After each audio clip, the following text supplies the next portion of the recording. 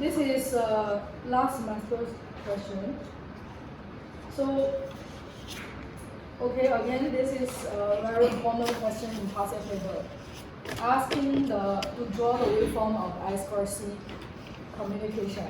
So here, so just a quick abbreviation of I2C.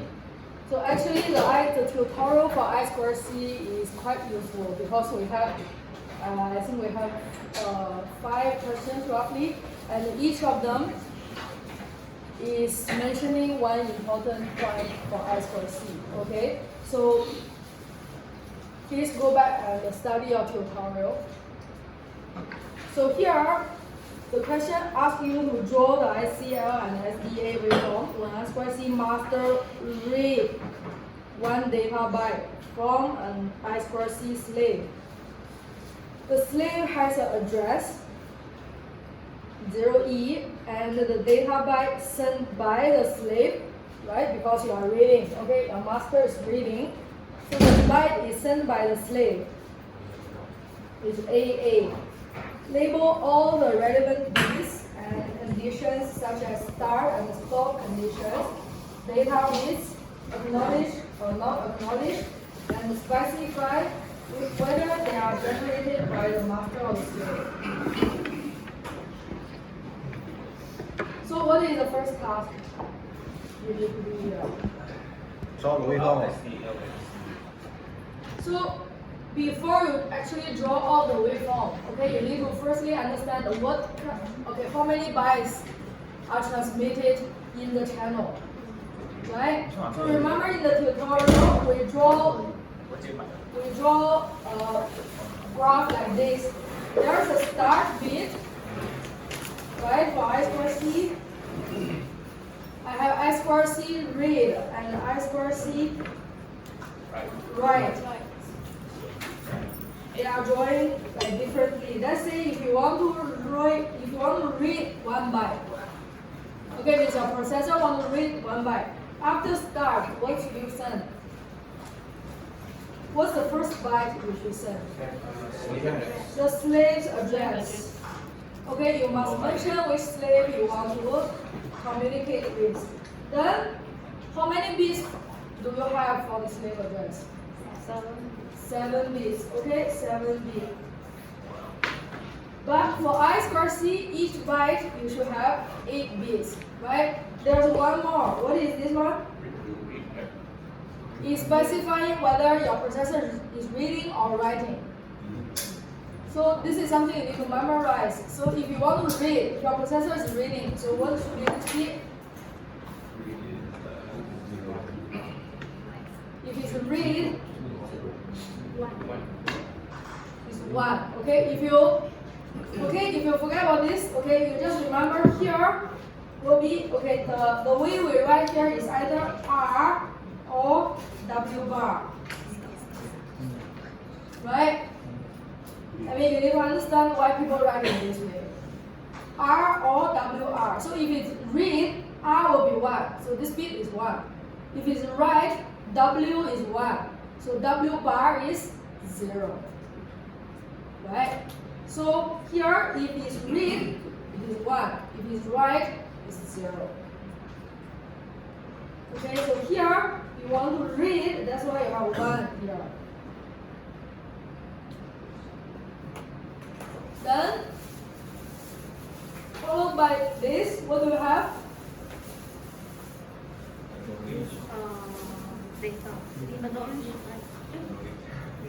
Data. What if the slave is not there? How do you know your slave is there, is available? Acknowledge. You need to wait for your slave's acknowledge.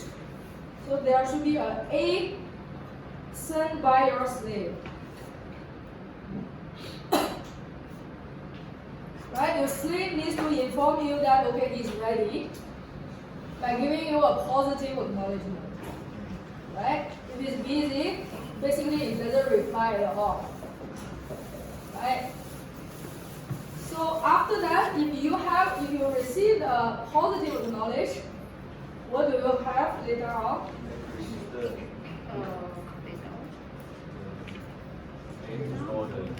Data. So basically, if slave is available, it is able to send data.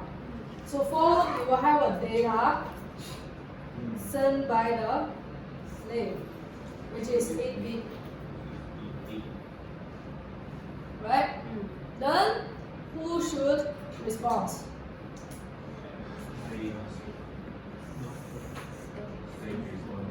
Your slave sent you are the processor, 1 byte, then you need to acknowledge whether you have received it or not. So there should be an acknowledge sent by the master. Okay, means processor has received this byte. Okay, let's say if your processor is just acquiring for 1 byte, then what's next? After you receive this byte, what do you have? I mean, your master, what should your master send after A? Stop. Stop or something. Stop. You will have a E. I think that one is not right. The last byte that received from master should not be is here. Yeah, so here, okay, so just now here we are talking about that A here means your master received the byte and acquiring more. Right? So there are different cases. So A can be sent by both master or slave. Right? And for master, it can send A or not A. Slave can also send A or not A. So what's the meaning of this? You need to understand all this. So if your master is sending A, what does it mean? Yeah, it's acknowledged. So what's the meaning? What's the following reaction? The next byte. Expecting the next byte. It means it's acquiring more. Okay, it's received this one and acquiring more. Okay, but if it's A bar is not acknowledged, means it received this byte but it doesn't want anymore. Okay, it stops. Okay, and then if your slave is sending an A, means it's basically showing the presence. For example, here, right? You have an A here, means your slave wants to inform your processor that okay, he's available. Ready to send. Okay, ready to send, or like if he is receiving, means he received this byte. Right? But if it's not acknowledged, okay, it means it is not ready. His job is not ready, basically. Okay, so there are the 4 things that you need to understand so that you can put here. So basically here, because the question it says if your slave want to just read 1 data byte, which means after this one you don't need any more. So you should have a bar here. Okay? So here you have a bar followed by a stop. So this is the whole process for receiving 1 byte from the slave. But if you are writing, if your processor is writing, then what should you have? You have start, then still you need to mention the slave address. Okay, you need to tell all the slaves in the system, like who wants to communicate with. So this is always the same at the beginning. So it's 7-bit, then followed by 1 bit indicating whether writing or reading. So in this case, we will have 0. Because W equals to 1, W bar equals to 0. Okay, and then who should acknowledge? Again, your slave should acknowledge. Okay, this is like calling one person in the system. Okay, you need to, before all the communication, you need to make sure this guy is there. Okay, so it's always a positive A, and then you follow the next step. So for next step, because your master is sending, so the data is sent by the master. Okay, so whatever I write in red, it is done by the master. So your master is sending 1 byte, okay, 8 bit. Then who should acknowledge? Slave. So for this case, should you acknowledge A or not A? A. It should be A. Okay, so here this A means this byte is received successfully. Okay, so there's a little bit difference between the master's acknowledge and the slave's acknowledge. Okay, then after that, basically you finish the data transmission. Then who should send the stop? Master. Master. Okay, so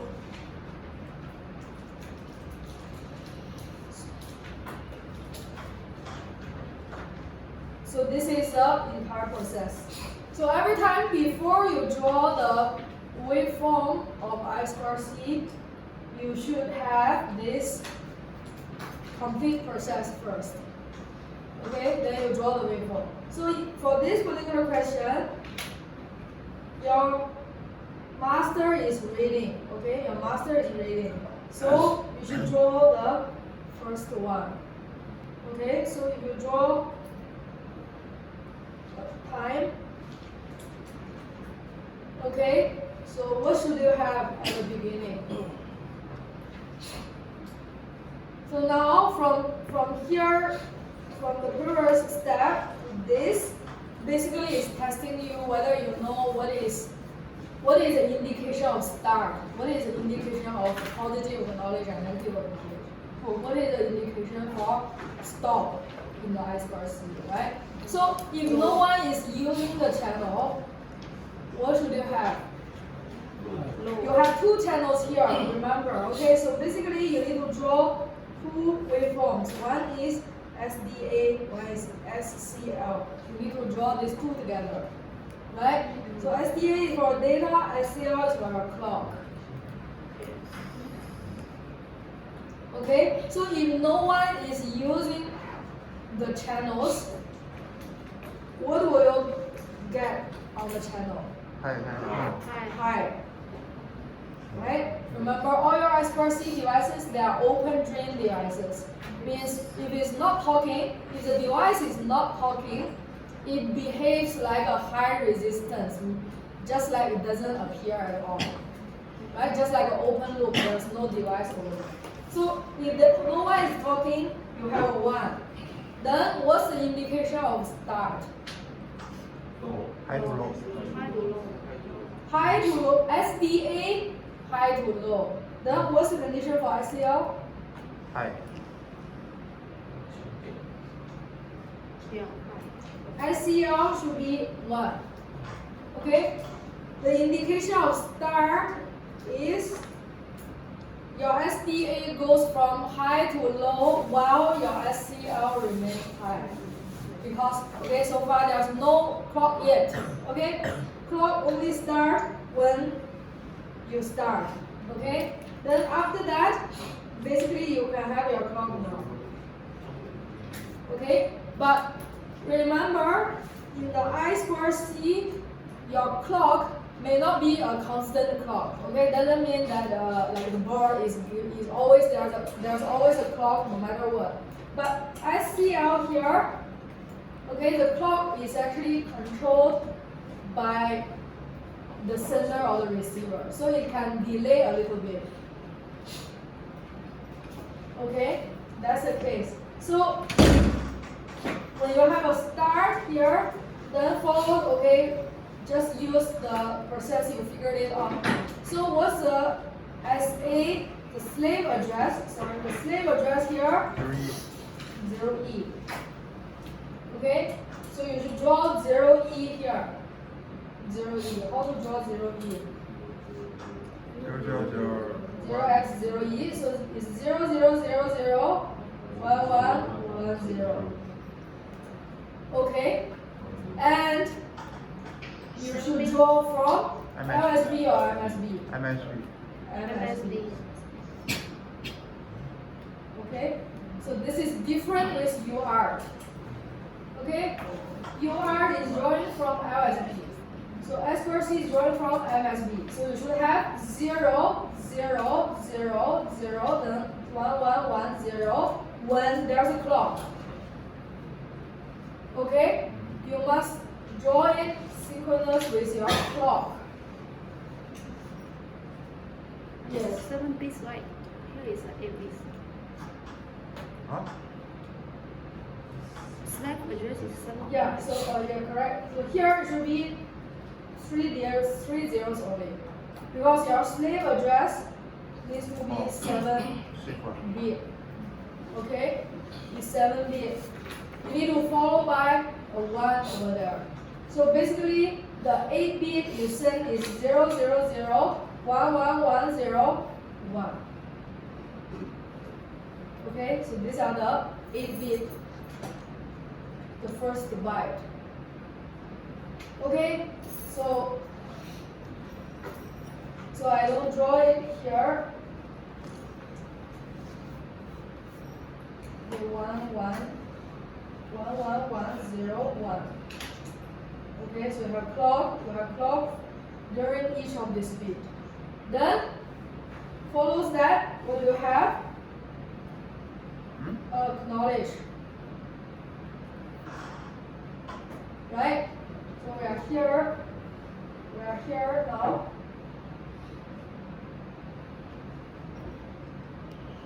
Then the acknowledge.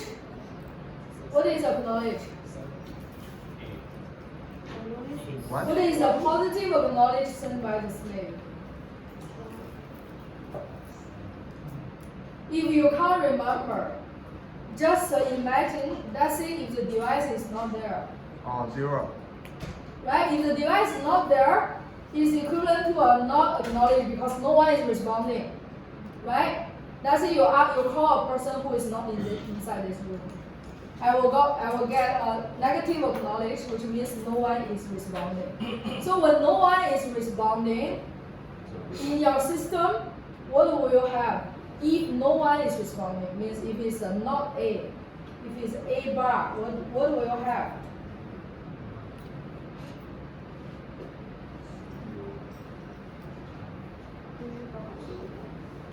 It's equivalent like in the system, no one is talking. Okay? If no one is talking, originally your channel should be logical 1 or 0. If no one is talking. No one is talking. It's 1, right? Because you have pull-up circuit, right? Look at here. If no one is talking, 1. you have 1. So the opposite way, if there's one talking, you will have 0 when there's a clock. Right? So don't try to memorize the things, try to understand why. Okay? So this is a positive acknowledge sent by the slave. Remain low. Okay? So your device is purposely pulling down the channel. Okay? Then the data, right? Then what's the data you are sending? AA. Okay, what is AA? 1010101010. So these are the 8 bits. Okay, again, I don't have space to draw here, but you should have 10101010 together with your clock. Okay? Then what's the not acknowledged sent by the master? What?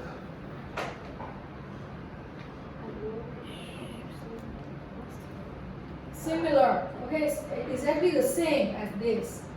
For acknowledge or not acknowledge, no matter it's sent by the master or by the slave, a positive acknowledge is like this. 0 when there's a clock. a negative acknowledge is 1 if there's a clock. Okay, so in the end, followed by 1 0 1 0 1 0 1 0, your acknowledge here should be a 1 when there's a clock. Negative acknowledge. Is this okay? Actually, I mentioned all of this, I summarized all of this in my tutorial. That's why this one. Yeah. So at the beginning, right, I have a few slides to summarize everything. So here, and you see that I summarize it here.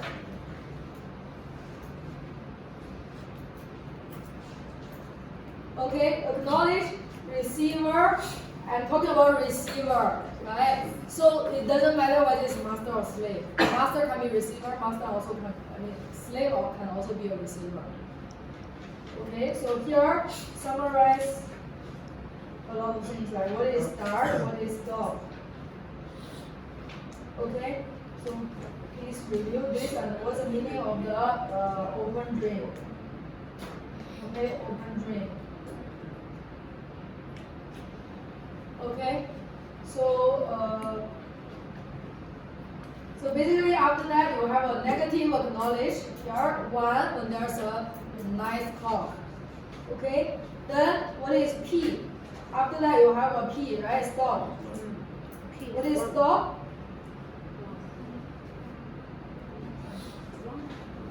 Right, stop will be 1 or release. Not 1, it's a transaction between 0 from 0 to 1.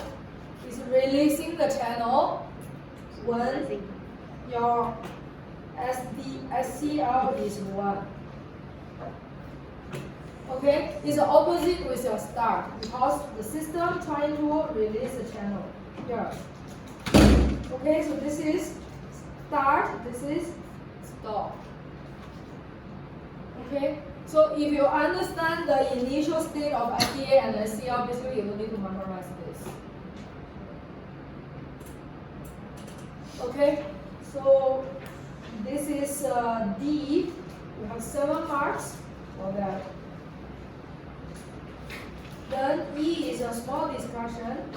If in the the previous communication, if the slave is not in a position to send the data immediately to the master, following the master sending the slave address, how can the slave force the master to wait? Which means, okay, just now you have S, then you have the slave address. Okay, you have a 1 here indicating read. Okay, and your slave is sending A, and then you're sending data. And then you have a negative acknowledgement, you have P, this process. But the question saying here is, if let's say after your master is sending this, your slave is a little bit busy. Okay, your slave is still there, but he's a little bit busy working on something else. He is not ready to do this immediately. Then how to delay this process?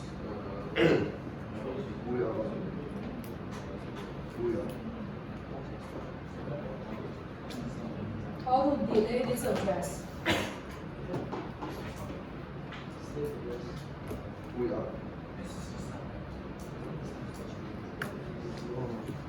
So if you look at the drawing here, right? So here, your master is sending the slave address followed by a 1. Okay? Then the positive acknowledge is sent by the master, sent by the slave. Only after this A data is coming. Right? So if you want to delay, right? For example, if I'm calling you to do something but you are busy, right? You will still respond, right? You will still respond me. So, oh, I'm here, but I'm busy. Can you wait for a while, right? So you're still sending a positive acknowledge to indicate that he is able to send. He is there. You are in the system. The slave is inside the system. Okay? But you want to do the following steps a little bit later. Then what could you do? Hold the clock. Hold down the clock. Clock is system, right?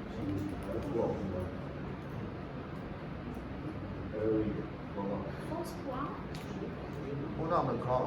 So who is, okay, look at here, who is determining the speed of the transmission? So your signal, SDA and SCL, who is determining the speed? SCL. Right, SCL is a clock. Right? So SCL is a clock.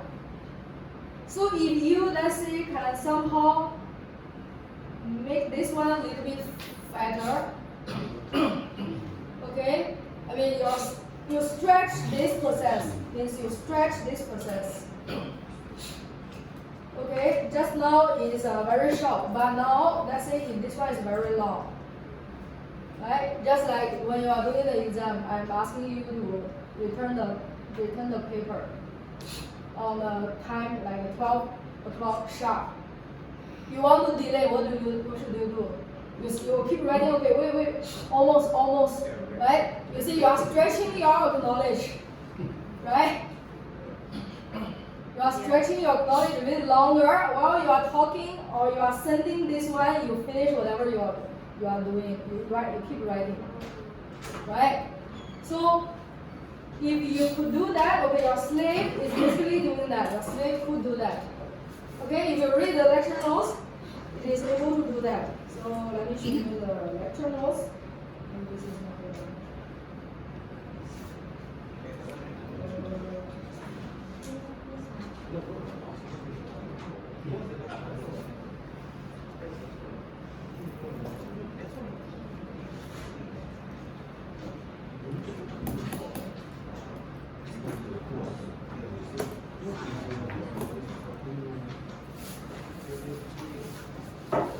你顶住了。我顶在那边，你要用， where it is. 你拿吧，你拿，我拿，我要看一下东西。这是很专业的 iPad。Okay, so here, 可以，可以吗？现在吗？ this part. 可以啊，好的。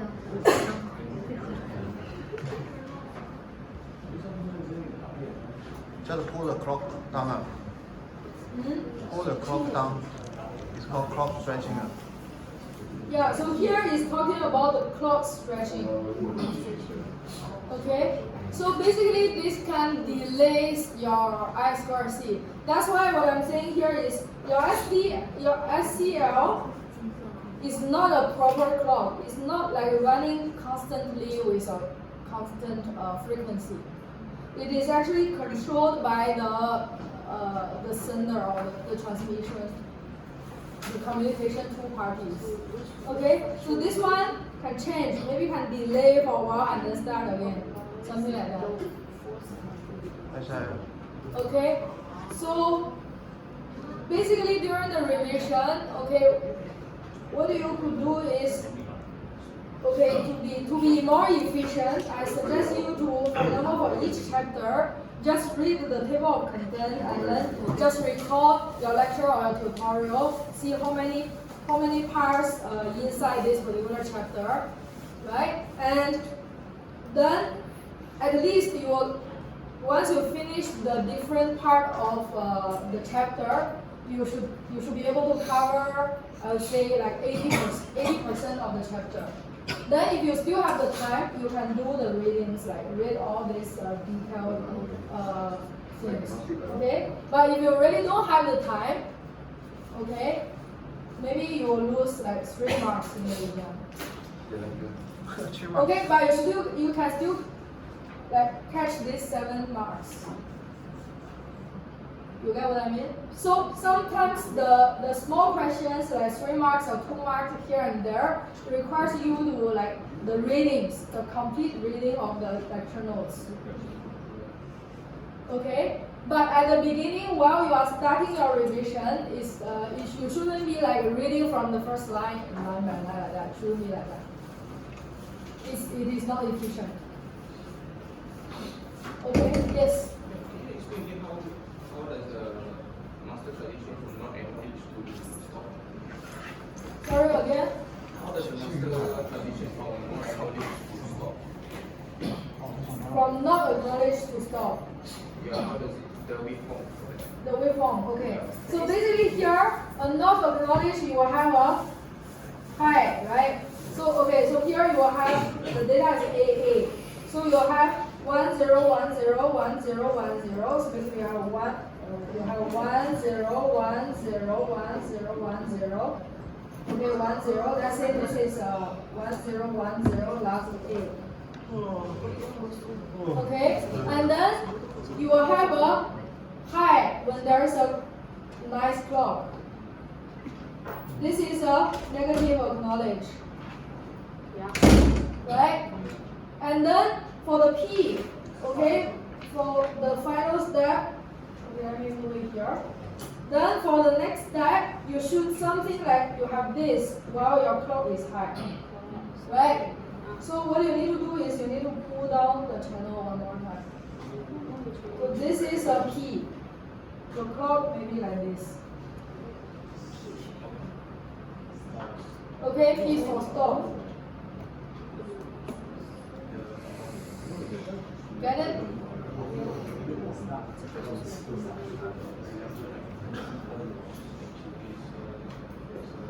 So if it's high, you have to go back down. Yes. What about the next one that we went through half one? Which one? The first acknowledge, you mean No, I mean this one? No, during the lecture you went through like you dropped down half then went back up. Let me see. Lecture notes. There's a bit only. Yeah?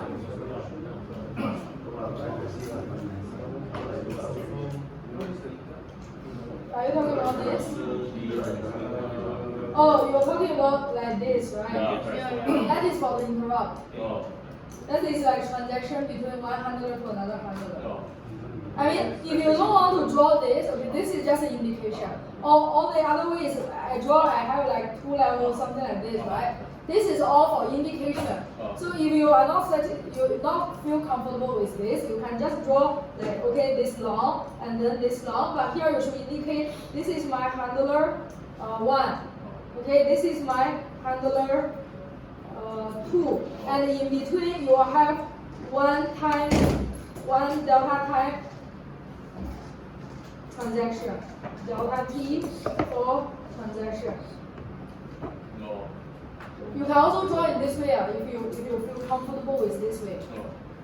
But for me, I just draw like this to indicate there's a switching between 2 handlers. And also for this one as well, you can draw all in the same level. And say here is a transaction, here is a transaction, here is for handler 1, here is for handler 2, here is again for handler 1. Okay? So it doesn't matter.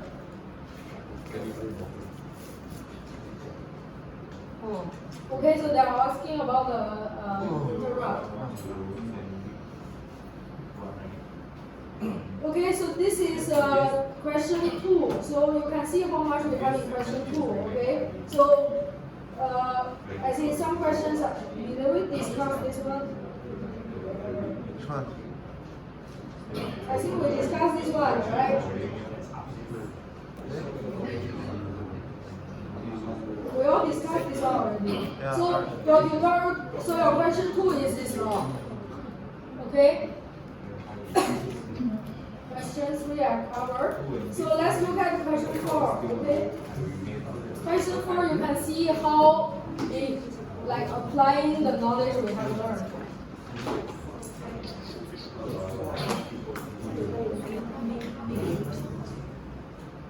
Okay, so Okay, automobile manufacturer needed to design electronic stability. Okay, maybe I give you some time to read this. How about that? You have a printout? No. Okay, then let's do this together. So there's a manufacturer designing a system for car based on LTC 1769. Okay, the processor you use in your lab. Then the sensor chosen for the purpose is NUS C1001, which is combination of a two-axis accelerometer measuring the acceleration in x and y dimensions, as well as a single-axis gyroscope, which is used to measure the car's angular velocity around its vertical axis. Okay, if you don't understand what is angular velocity, it doesn't matter. Just assume it's measuring another parameter. Okay, it's called yield rate. Okay, I mean some of you may know. So you just imagine there are two sensors sensing three parameters. Okay, and then the accelerometer and the yield rate reading given by the sensor are assigned values, okay, positive or negative, such that the readings and the physical quantity, okay, you have the physical quantity, this one or this one, are linearly related and spans the entire range. Okay, this is always applied for the digital IC. Okay, the x and the y acceleration readings given by the sensor are single bytes, 8 bits each. Okay, means x you have an 8-bit value, y you also have an 8-bit value, and the yield rate reading is a 12-bit value. Okay, so the yield rate you have 12 bit. Okay, so basically you can say a B11, B0 all the way to B10, a B0, right? 12 bit. And sent by the sensor as two separate bytes. Okay, because this is too large. Okay, so it was sent by byte 1, which has a format. You can see B0 all the way to B3. Okay, and followed by 000. And the byte 2 is B4 all the way to B11. Okay, so this is actually quite similar like your light sensor you use in the lab. Right, your light sensor you are also sending 2 bytes, RSB and MSB. Okay, maybe some people forget. But anyway, this is the idea. So for X and Y, each of them is 8-bit, right? So if let's say there's only 1 byte can be sent each time between transmitter and receiver, so X value can be received by just 1 time, and the Y can be received by 1 time. But if you want to look at get the complete yield rate, you need to wait for 2 bytes. Okay, that's the idea. Then the NUS C1001 has a UART interface.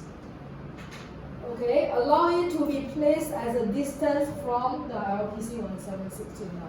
So there's 1769, there's NUS C1001. You can imagine this is your board. So they are communicating using UART.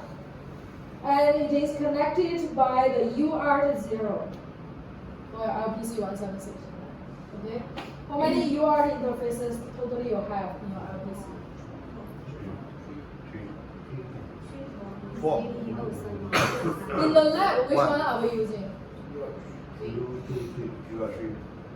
2. Okay.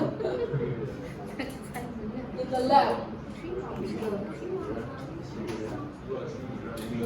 You need to recall your UART send. You have a function called UART send, right? And then the first parameter is indicating which UART interface are you using. Are you using UART 0 or 1 or 2 or which one? Which one are you using? 2. Okay, go back and check your code. Okay. Then the NUS C1001 can generate an interrupt. through an interrupt pin when the magnitude of yield rate exceeds a settable threshold. Okay. I know in the UR we say interrupt is not tested, but this is not UR interrupt. This is interrupt to control the UR. Okay, so it is a GPIO interrupt to control the UR. Okay, for example, you have a push button in your lab. You have a push button, right? When you double press, you have S3, right? With double press, you do the follow-up actions. So here is like you have an interrupt, and your follow-up action is UR send. That's all. So it's not UR interrupt. Okay, UR itself can generate the interrupt, but this is some interrupt cause the UR to send. So UR is not interrupt. Okay, so it is not like out of the scope. It's still within the scope. Okay. Then table 4.1 and table 4.2 details the relevant registers of NUSC 1001. Note that the first bit of all the register address is 1, whereas the most significant bit of the values. So from here onwards, they are providing sufficient information for you to like write the program later on. But the idea here is, okay, what you are doing is mentioning here. So basically, okay, so this table you can read later on when you want to look for some information. You come here, but here NUSC 1001 responds to a write to the read request register by sending the request byte. So you have this read request register. Okay, you have this register, and the address is given, and the meaning of each bit is given. Okay, and then you have another one. You have a control register. Address is given. The meaning of each bit is given. Okay, and then the specifications, because you are using UR, right? The specifications. Okay, so this is important. You need to read. Okay, so basically you see the question is very long. Okay, 1, 2, 3, 4. The question is actually here. Okay, but okay, so what I mean here is, if you just follow the order we give, just read line by line, and if you don't understand, you try to figure out there, then maybe you lose all your time on like understanding the question, and maybe the point that you are using a lot of time to figure out is not very important, right? So what I mean here is, while you are reading this one, you need to like differentiate which part is important at the beginning. You should understand which part you can like go back and later on go back and read, because you must know what is asking, right? Then you must know what is asking, then you go back and find out the correct information. Okay, so basically that's why I skip here. So it's no point to read this register at all, because you still don't know what should you do now. Okay, so you can skip here. You just know, okay, some information is provided. There's one register, and there's another register. There are two registers given. Later on, you should use them. Okay, and then the next paragraph, this one you should read. Okay, because it tells you the requirement. Something like the specifications of the control system requires a change in acceleration of more than 0.2 milliseconds, and the yield rate more than 10 power minus 4 radians per second should be variable with the widest possible range. What is this? This is a spec. This is actually your resolution, your measuring resolution. Actually, once you are reaching here, you should know roughly what you should do later on. Basically, the program, you are going to write a program to get the data. You need to get the x-axis value, y-axis value, and your gyroscope's value, which is your yield rate. The three parameters. later on, most probably you will need to retrieve them. But when you retrieve, okay, there's a resolution required. Just like I asked you to go out and mirror your monitor. But I need to give some requirements. For example, you mirror your monitor with accuracy 1 centimeter. Okay, or you go back to mirror your monitor with accuracy 1 millimeter. By different requirement, you should use different type of ruler, right? I ask you to mirror 1 centimeter, you can use a ruler which is not very accurate to mirror it, right? But if I say I ask you to mirror 1 millimeter, you may use a smaller ruler to measure. Okay? So this is some information given. There's a requirement here. Okay? And then the threshold to be sent to the threshold to be set for the yield rate interval is 1 radian per second. So all these are the required specification. Okay? So the function related to reading and writing the UART are not available. Which means here you don't have UART sent and UART receive. Okay, you don't have UART sent or UART receive. In the lab we provide, right? In the lab, these two are provided by the library. But here, basically, you need to create by yourself. Okay, so table 3 and 4 shows the bit definition of UART transmit holding register (THR). So when you know, while you know these two are not given, which means this question also testing the understanding of UART. You need to understand how UART send and how UART receive works, so that you can create your own function. Okay? So basically here there are a lot of things tested. Okay, so UART send, in order to later on have you generate these two functions, the information is provided like where is your THR? Transmit holding register. So what is transmit holding register? Before. Your buffer, right? Your buffer. So,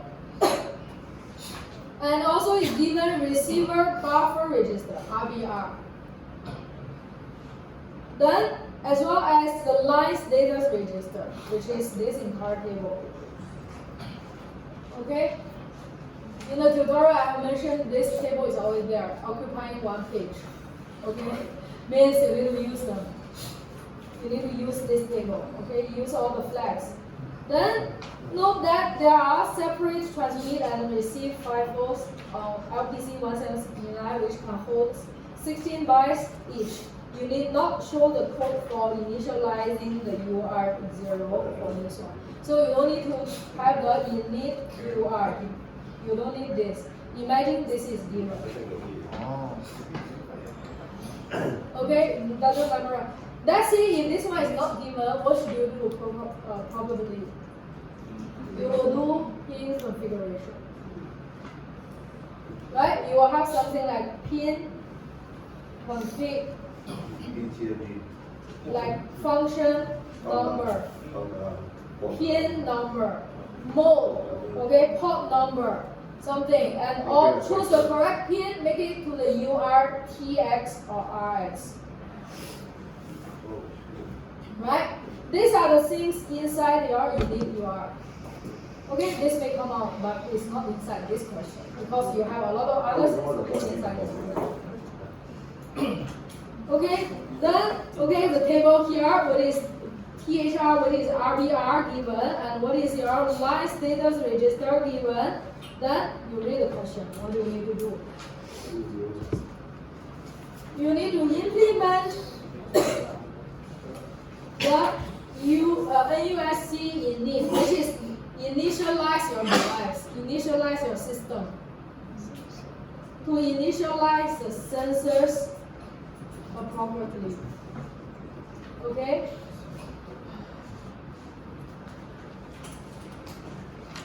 initialize the sensor. Then you need to implement the NUSC read function for the with the prototype given below. Okay, so the header here is given. You need to finish this function to read the sensor and return the acceleration and the yield rate. So this is the function that you should read your x value, y value, and the yield rate. Okay, and then finally suggest how an interrupt can be used to do this. Alright. Okay, so as I said, if you want to, okay, if you don't want to fully give up this question, okay, I mean you shouldn't, okay. Actually, this is the actual way to test whether you have understood this module or not. You know, only when you are able to answer this question means you can apply what you have learned. Okay, all the others are already, we talked about that already. Right? All the other questions you look familiar for you, right? Only thing is you forgot or you didn't review yet. But after review, all the previous questions should be no problem. But this is the real one that applying the knowledge. Okay. So first thing is due to the time limit, you should during the first time of reading you need to skip certain part first. Okay. Then now let's look at this. Firstly, when you are asked to initialize the sensor, you need to firstly analyze what kind of action you should do during the initialization. During the initialization, what should you do? Configure the reader. Here. Configure the register. So this is like the first step. When you try to use something, you need to do the correct settings. Right? You want to watch TV, you turn to the correct channel that you want to use. You want to watch. Right? Well, here it's the same. The part B is basically how to use the device, how to get the readings. But before you read, you need to set it properly. Right? So just recall what we have read through just now. Which part is talking about the setting?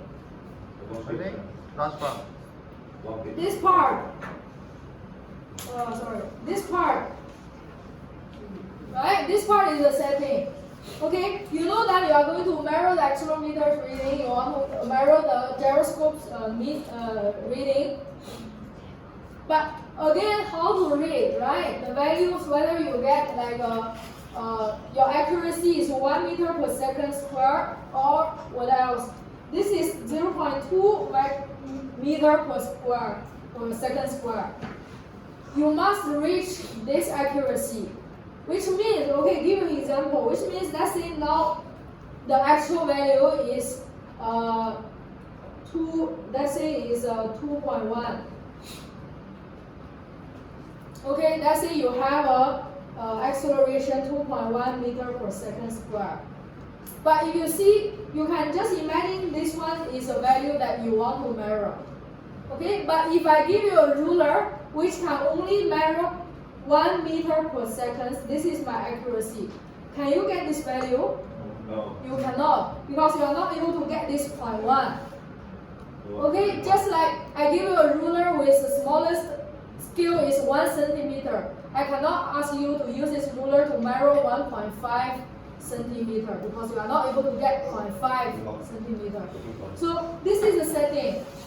Okay, you should be able to get 0.2 meter per second square.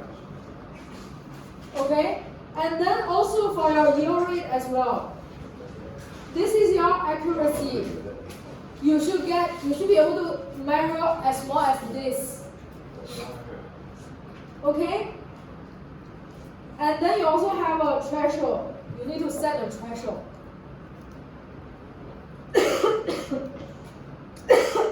Then, basically, here. Okay, I just write it here. So to implement this function, two things must be done inside this function. You need to set up your ACC. You need to set up your gyroscope. Okay, which means this is your x and y value. Okay, you need to make sure this reading's accuracy is 0.2 meter per second square. Right? And these ones you should be 10 to the power of -4 radians per second. Right? And maybe this one you also need to set the threshold. Not threshold is not here. Okay, so these are the two parameters you need to set. So the processor you are doing this setting is basically you are making a ruler. Okay, you are making a ruler later on to use it to measure the data. Then this is the moment you should use this one. The readings and the physical quantity are linearly related and spans the entire range. What does this mean? Actually, for someone who asked me about the accelerometer before the assessment, I have explained this already. So this is always true. Okay, this is always happen for digital IC. Okay, so if you have a digital IC, okay, let's say I give you a IC, and I tell you that this IC has a few legs, a few output pins. They are giving 1 or zeros. Okay, and this IC can be measuring any data. For example, it can measure accelerometer. It can measure maybe light. It can measure, maybe the reflected light or something. So the idea here is you are trying to use a digital device to measure analog signal. Right? Why is called analog? Because if I ask you to measure the A accelerometer, A can be any value. It's linear. It's not binary. Right? Binary means it's digital. So this value can be 0.1. This value can be 2.14, This value can be any arbitrary value. So it's an analog signal. It's continuous. But since you are using digital IC, you are not able to measure any arbitrary values. Right? Just like the length can be any arbitrary values depending on what the accuracy you want to measure. But when you have the ruler, once you get the ruler, it already determines like how accurate you can measure. Right? If the ruler only up to 1 centimeter, you have a ruler only showing you, okay, this is 1 cm, this is 2 cm, this is 3 cm, and so on. If you are using this ruler, you cannot get 3.5 cm, this kind of value, because don't know where to get 0.5. Right? Only if I give you a ruler with all these small peaks up to mm, you can measure this. You can measure this value. Right? Similarly here, okay, you want to measure a value, which can be any arbitrary value. But you are using a digital IC because, okay, for example, now you only have 4 pins. Let's say you have 4 pins for output. 1, 2, 3, 4. Okay?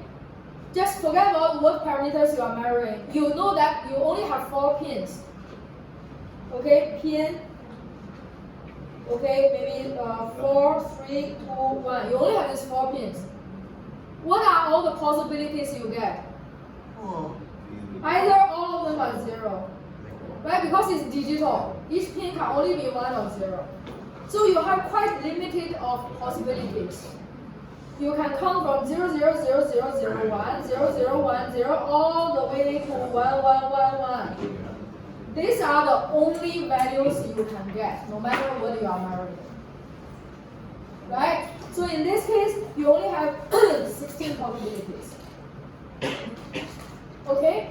So if this device, this kind of digital IC is given, you can imagine that you have a ruler where only 16 ticks on it.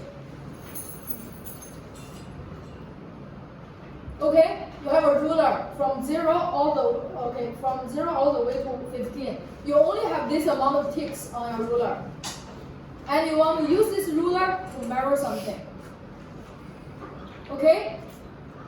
Depending on your range, your accuracy will be different. For example, if I ask you to use this ruler to measure, let's say 0 to 30, I want you to measure this range. Then what is your accuracy now? Accuracy. Means the smallest you want to use it to give you 0. Okay? And then the largest, because you want this whole 16 ticks to span on your entire range. That is this sentence. Linearly related and spans the entire range. Which means the ticks I give, you should be able to use them measuring the entire range.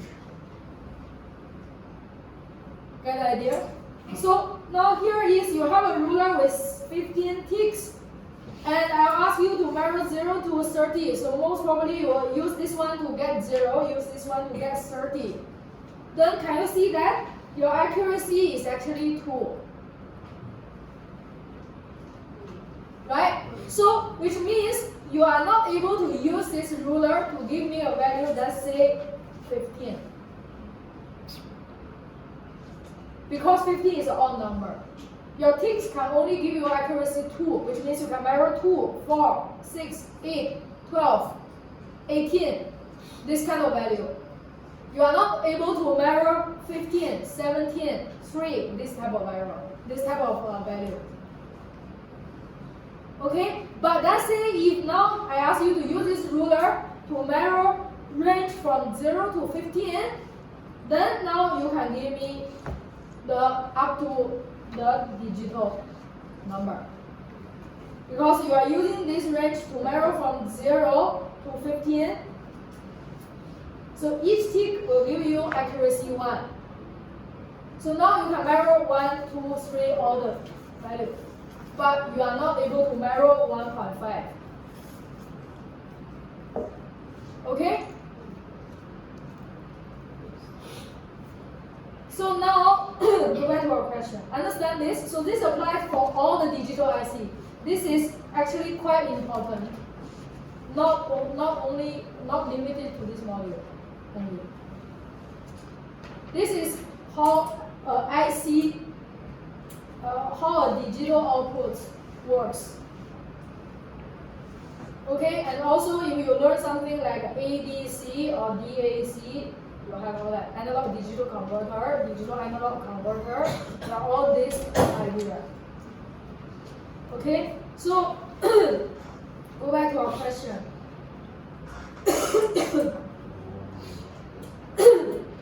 Now you see our accuracy, the requirement is given.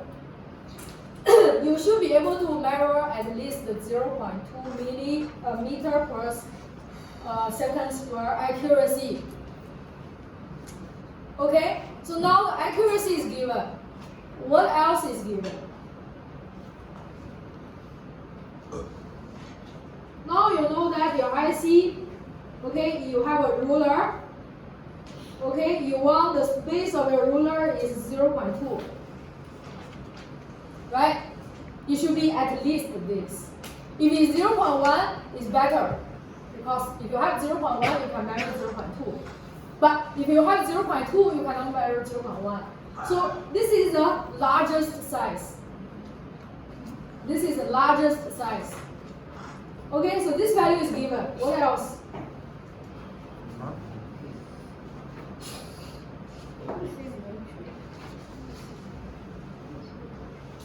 Just now, how did we come up with 16? How did we know that our ruler has 16 ticks over there? This is derived when we know how many output pins we have. So go back to our question. How many pins do we have for our X and Y? 8 bit. Remember? It's already told you here. Okay? You see the X and Y readings is 8 bit. And the yield rate is 12 bit. Okay?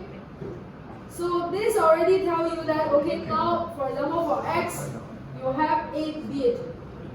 Then your ruler, how many ticks do you have? Right, just now you have 4 bits, you have 4 pins, you have 16. So it's 2 to the power of 4, that's the total number of ticks. Now you have 8 bit, so 2 to the power of 8. You have this amount of ticks on your ruler. Right? You know the ticks. You know the space between the ticks. You can calculate the length of your ruler. Right? You can calculate the length of the ruler. So what's the physical meaning of the length of the ruler? It's your measurable range. Right? So see here, just now I asked you to measure 0 to 15 or 0 to 30. This is the range that your ruler can measure. Okay, you see this, the relationship between among these 3 parameters? Okay, so now what you need to do is 2 to the power 8 times 0.2. This is the range. Okay, why we want to know this range? Now you look back your registers, the part we just skipped just now. Can you see this register?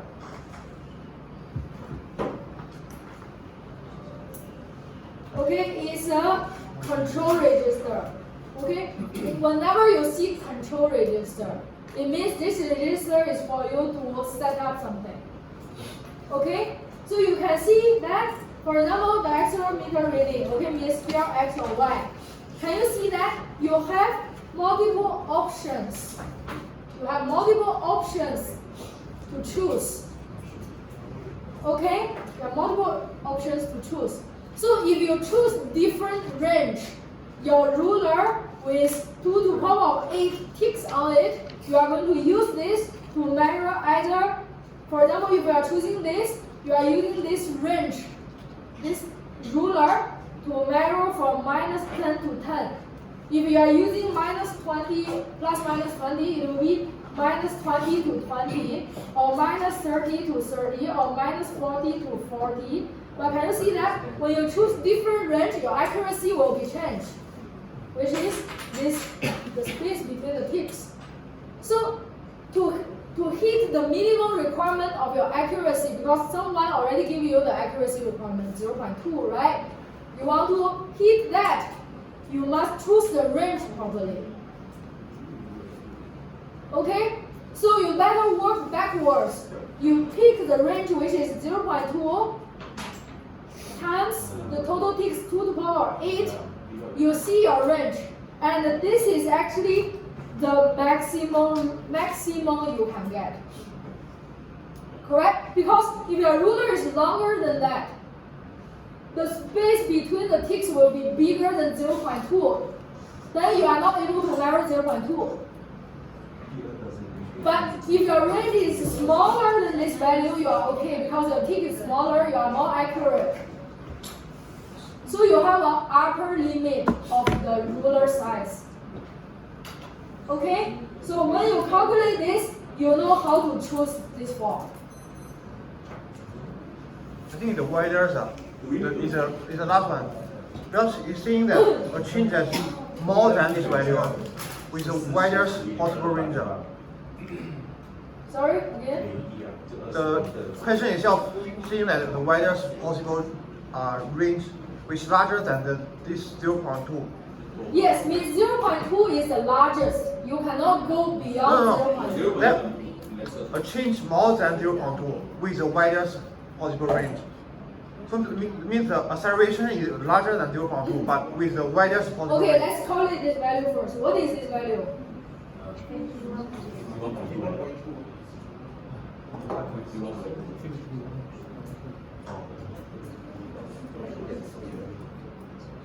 $51.2, right?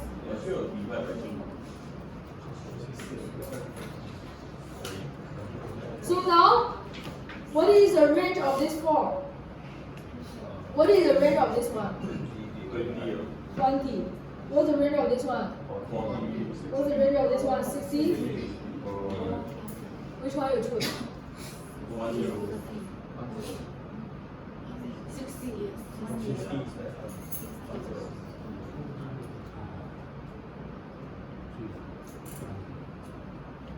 If now you choose this one, you calculate back. What is your accuracy now? Is it larger than 0.2 or smaller than 0.2? It's larger, right? Because your ruler is longer than this value, your space between the ticks is larger than 0.2, which means you are not able to measure 0.2. So which one you should choose? You can choose this one or this one. But to hit the requirement, but you also prefer to measure larger size, right? You buy a ruler, you don't want to buy this smaller ruler. Right? What's the point to get this? Because if all the other items at least this big. Right? You want to cover as large range as you want, but you still want to hit the requirement of the accuracy, you choose this one. Get the idea?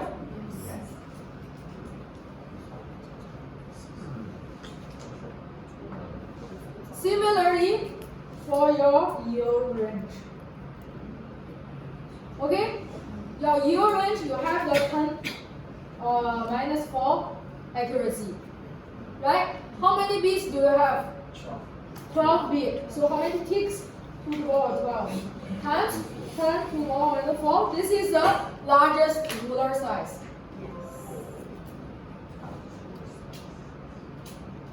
Okay? This is not covered in this module, but it should be, we say, commonly known by the digital design, digital circuit design. Okay? Because the question is also, it's already tell you it's linear related. Linear related means your ruler is linear, the space between each tick is given. Okay, your ruler, 1 centimeter, 1 centimeter, 1 centimeter, 1 centimeter between each ticks. If it's not linear, it could be your draw the previously was that the log scale thing already, right? Okay, I don't want to confuse you, but I just give you the idea what is linear. So linear means you have a table. This is 1, this is 2, this is 3, this is 4, and so on. But in the previous module, in other modules, you have the log scale. This is 1, 2, 3, 4, then this is 10. The next one will be 20, the next one will be 30. And then you have hit 100, and then next one will be 1,000, or will be 200. So can you see here? Okay, the size of here are the same. Here are also the same. But can you see here with the same size, here equal to 1, here equal to 10. This is the log scale. Okay, it's a log scale. So we are talking about linear in this question. But this question is saying that a change of acceleration of more than this value. More than which means he's saying that the upper limit, the infinity. Okay, read these specifications of this one system requires that a change More than the 0.2. accelerometer of more than 0.1 this and the yield that more than this. More than this means okay now you can measure 0.5 6. Yeah, right. which means 0.1 is not able to measure, correct? Correct? This is the meaning of this sentence, right? Which means you have an upper limit for your resolution. Sorry, you have the minimum size of this. minimum size. Minimum size. Minimum size. Okay, for example, if your ruler is 0.2, you can measure 0.3 because you have at least, because you have more ticks, you not only have 2 ticks, you have a lot of ticks, right? 2 to the power 8. Right? Means this is the largest size you can have, because let's say if you have ticks 0.3, let's say between here and here is 0.3. Are you able to measure 0.2? Are you able to measure 0.2? No, right? Then how could you say that you can measure more than 0.2 milliseconds? If you have a ruler, take an extreme case, the space is 1. Can you measure 0.2? Cannot. Can you measure 0.4? Also cannot. Right? So to be able to measure at least, okay, more than 0.2, you should have a ruler at least the space is 0.2 or smaller than that.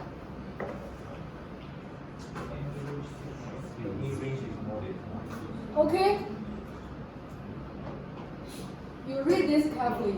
Okay? So to understand whether this is upper limit or lower limit. So here, basically, what we learn is you will choose this one, which means for this particular register, bit 5 down to 4, you should get 0, 1. Right? And the first bit is always 0 no matter what. The 6th bit is enable, 1 for enable the sensor, 0 for disabling the system. Definitely you want 1, right? You want to use the sensor. Enable, so this one should be 1. Then what's the yield rate range? You should have the value for this 2 bit. And then what's this one?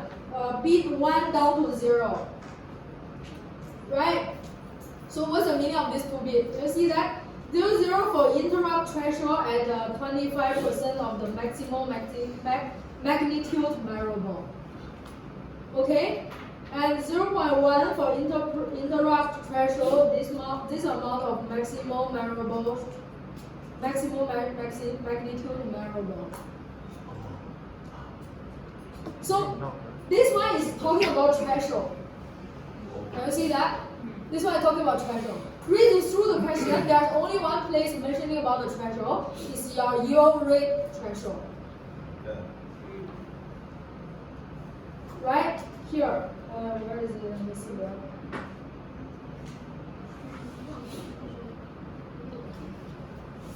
You have a settable threshold for yield rate.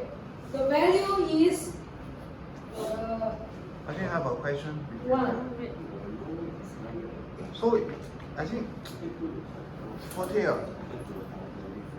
for the acceleration rate. You put 40 then times 50%, then you should get the Can value. we discuss this later on? Okay, the range here later on. But at least you get a rough idea, right? How we get this. You need to know the accuracy. We want to hit the accuracy. Okay, then you choose different range because you have fixed number of ticks on your ruler because you have fixed number of output pins. Okay? So now the question is whether it's upper limit or lower limit. Okay? I mean, different people has different understanding of the paragraph. Okay? But here, okay, let's talk about how to determine these 2 bits. Okay, let's say, okay, I didn't say which one is correct, but let's say my range, let's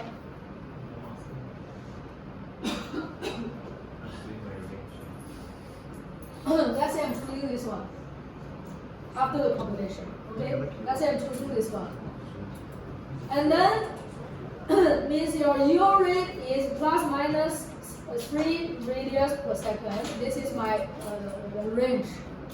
Okay, minus 3 to 3, and I have my ruler with a certain amount of ticks on it, and then I hit the minimum the requirement of my resolution here. Okay, and then talk about like how to determine these 2 bits. So the threshold value required here is 1 radius per second. Right? So my range here is how much? 6. Right? Then, which one should we choose?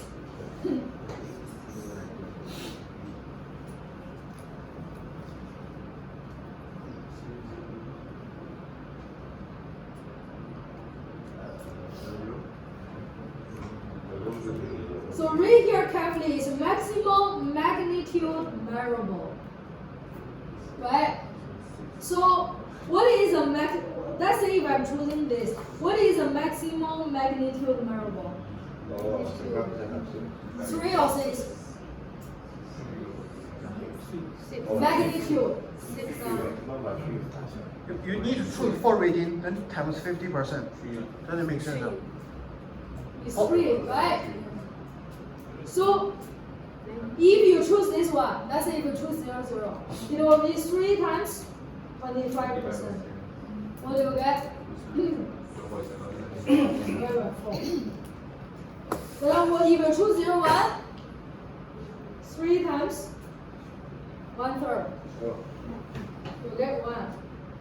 If you choose this one, it's 3 times half, 1.5. If you choose this one, disable. So you should choose which 3 of these. Your threshold is 1 radius per second. It's a fixed number. So you should choose. I think choose 4, then times 50%. It both satisfy the largest, the widest. Okay, this is also depending on the range that you don't agree with my conclusion, right? So can we discuss this later on? Okay. Okay? But this is how you decide these 2 bits. Okay? So basically, as I said, this register is mainly to set up your device before you use it. Okay? So basically this is the task for A. For initialize your system, you need to set your control register. Okay, you need to set your control register.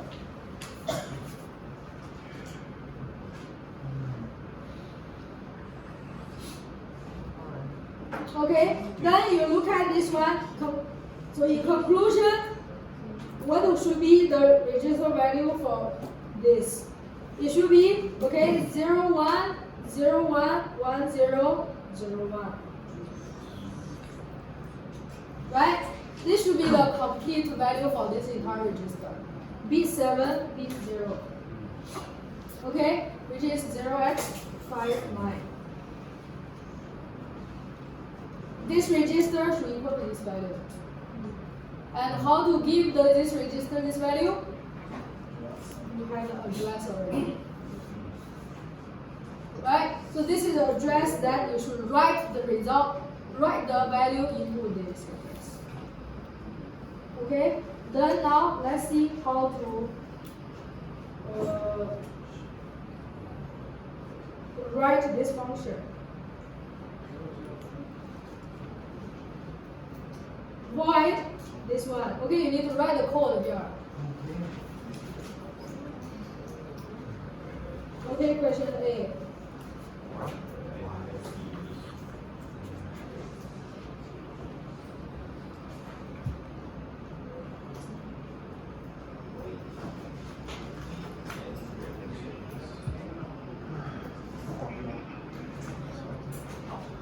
So here, this function is to set the control register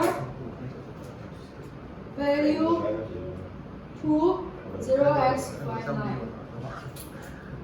Right? You get this conclusion by all the previous things I talked about. Right? Set this value to this, set the register value to this is basically to write 0x59 to address 0x 81. Right? Because this is the address of your control register. Alright. Then how to write? Right. We are using, always remember, okay, we are using UART. We are using UART. Then, okay, UART send, UART receive is not available. Right? It told you. Right. Then how should you send something? So now basically it's like you have a processor here. Processor. You want to send 0x59 to address 0x81.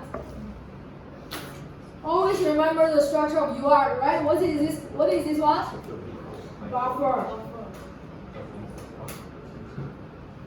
Then you have the shift register, sending data out. So the code you are writing is talk about this guy. Okay? How your processor send out the bit to buffer. Usually how we send? When we send. Right. THR.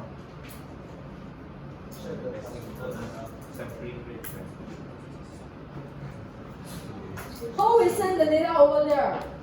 Are we just send no matter what, just put data over there? What if this one is full? Right? So remember for the UART, okay, before you send, you must make sure this guy is empty. Right? Remember previously how we send 40 characters, we send 18, we send 16, and let them go, and then we send another 16 when the buffer is empty. Right? Here again, you want to send something, you need to firstly check your buffer whether it is empty or not. How to check whether it is empty? THRE. Which flag? It's not a flag, it's a register. So let me okay, this again, okay, these two very important.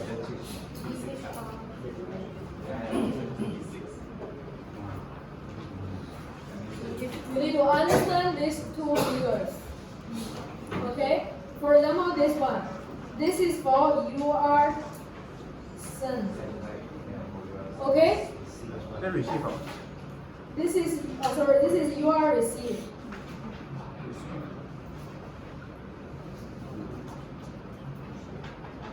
This is UART send. Now we are this case, right? We are sending. So here's your processor. Here's your processor. Here's your buffer. Here's your shift register. Okay, it's the same as what I drawn but vertically. Okay. So how do you know? Okay, before your processor can put data into the buffer, it should check whether the buffer is empty or not. Then how to know whether the buffer is empty? You look at this register we call transmit holding register, THR. Why we want to look at this? Read this, you see the UART, okay, THR is insert the newest character into the FIFO. Which means, okay, let's say previously your processor is sending 16 of them. Okay? There's still an order within this 16. Okay? So this is the first one that your processor gives to the buffer.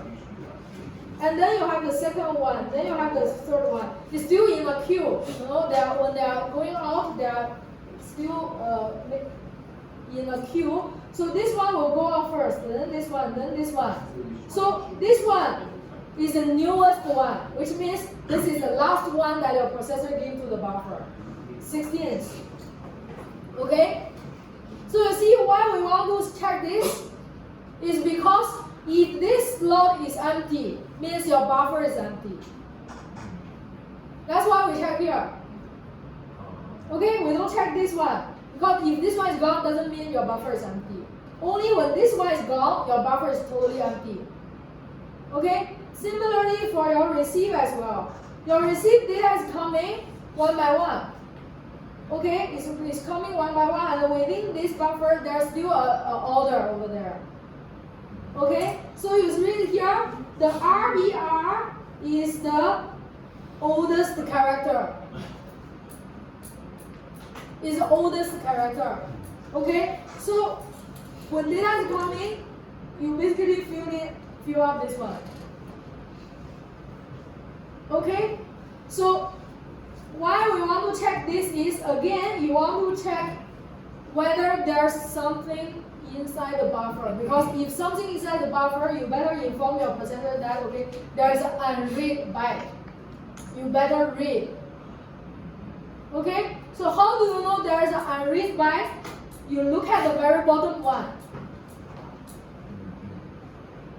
Right, you look at the very bottom one.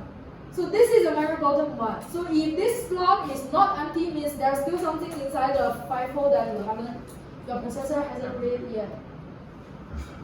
Okay? So basically RBR and the THR is one of the byte inside the FIFO. One of the slot inside the FIFO. Okay.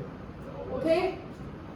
It's always at the bottom one. You check if that one is gone, means the whole buffer is empty.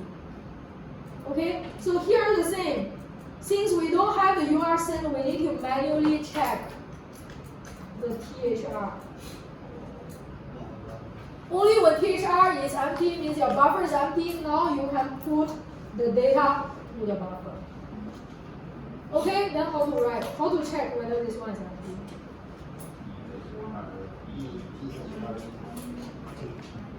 Where is this one? Firstly, you need to know that. Right? So that's why this table is given.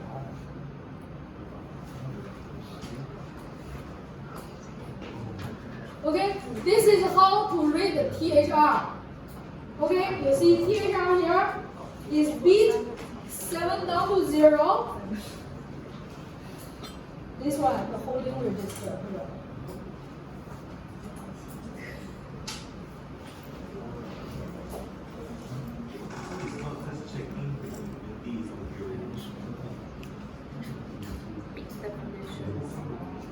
Okay, so here, okay, what I mean is, this one is like very bottom slot inside the FIFO, right? Yes. So if there's nothing inside the FIFO, okay, this is my FIFO buffer. So this is like the very bottom slot. So we are checking whether here is 0 or not. If it's 0, you send the data, right? So how to check whether this one is empty? So actually there's a flag. So okay, this one, okay, this is given to help you later on put your data over there. Okay, so the line status register, okay, very, very important. I mean, the part I say important, I didn't say it will test it. It will be tested, okay? If it's not there, don't blame me. So, line status register is a very important register telling you the status of your channel. Okay? So, within this, okay, you have the overrun error. You understood this from the tutorial, okay? And there's one indicating whether your THR is empty. So THR, whether something over here get the data, this is indicated by your line status register. Okay? By which one? Transmitter holding register empty. This is a flag. Okay, so there's a flag. If this one is empty, the flag becomes 1. To indicate, give your processor indication. Okay, so here THRE is set immediately upon detection of an empty THR. Okay, so if it's empty, it's 1. If it still contains some data, it is 0. Okay, so you should only send out the bit when you see this flag is 1. Right? And how to check whether this, okay, if you are writing a code, how to check this pin is 1? Shift and or Shift and and. right? So what you should do is you should have something like you have the LPC UR 0, LSR, this one, right shift 5 times because you are looking at the fifth bit. Bitwise and 1. How do you know I write this? How should I know that I write this is actually given? Can you see this?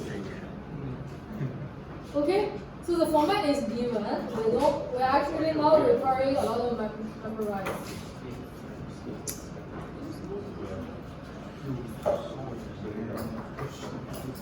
This is a way to access the entire register. And then to access the particular bit, you do shift and then you add bitwise with 0. Okay, you did this in the lab, it shouldn't be the problem. Okay? So you are checking this one. If, or you can do a while loop.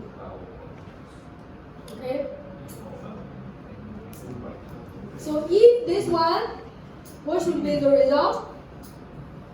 This one is 1. If this one equal to 0, what does it mean? 1 is empty. 0 is not empty, right? 1 is empty. So okay, put your comments here. Okay, so this is the case not empty. Okay, we didn't say that you cannot write comments. Write comment to your code, okay, is for us to mark easily. So if you put 1 here, you put empty, or you put not empty, you did not mark automatically. Okay, so no need to mark. Okay. Kidding, we will still looking at the code. Okay, in case you write your comment wrong. So here, or say if this is 1, it is empty, you want to do the action. So what do you want to do? If it's 1, means it is empty, then what should you do? Means you want to send. Right? Send what?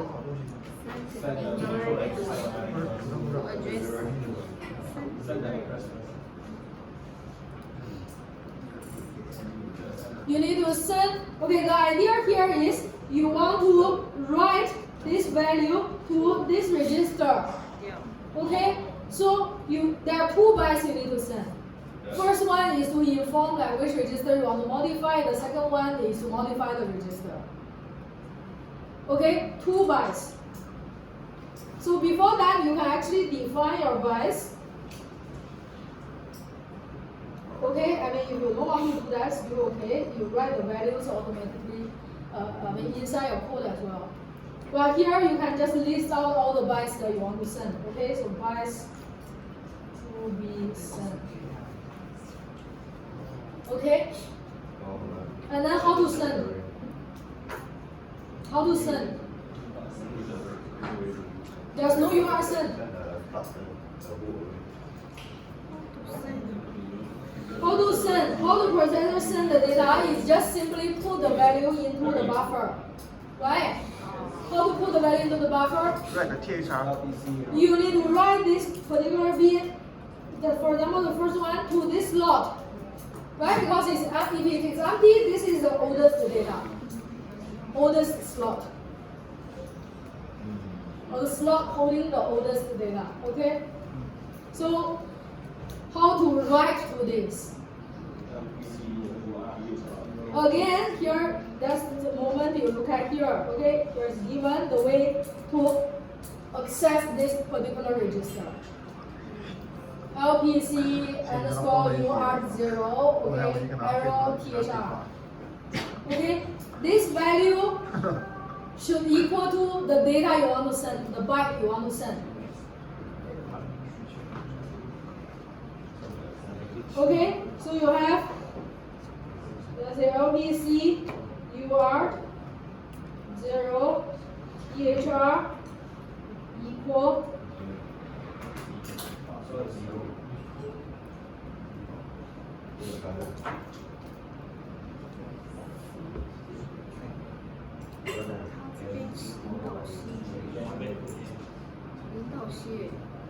is this correct? 这最后一道题啊？哦，这是第一道题。没有这么难啊。没有什么，我觉得没有那个什么必的。 Okay, I mean, ideally this is correct, but sometimes, okay, also, okay, previously people asked me questions like, okay, sometimes we put an FF here Must be. because you know why the reason why we put this one here? Must be. Is don't change any other bits other than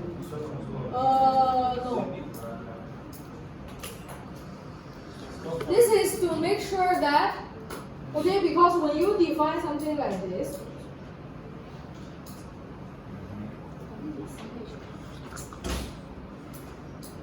okay, so this is not a complete definition because, okay, so here you can either put, it's a character called CH. Are you able to see it? Somehow the screen doesn't come down. So here, character CH2. Or you can do maybe unsigned integer, how many bits? You see, how many bits very important. Okay? How many bits 8. is very important because you better, let's say this guy, okay, depending on this one, right? So if you look at your register here,